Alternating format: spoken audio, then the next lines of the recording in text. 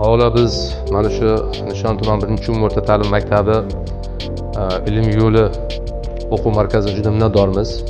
Mana hozirgi kunda bitirish sinflarimizdan bir nechtasi yaxshi natijalarni qo'lga kiritdi.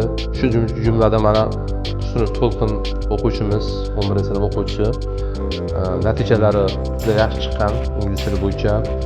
Bu albatta to'xtab qolmaydi. Xudo xolasa biz bu o'quv markazi bilan yanada o'sha aloqalarimizni kengaytirishni niyat qilib turibmiz. Xudo xolasa bu o'quv yilida ham mana hozir endi o'quv yillarimiz xudo xolasa yakunlanyapti. Bugungi natijalarimiz ancha yaxshi.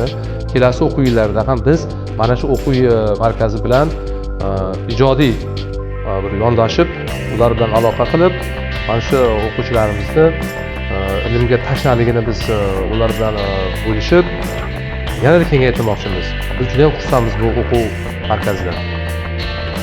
Men bu o'quv markazida o'qib, sertifikatni qo'lga kiritdim va bu natijamni oldim.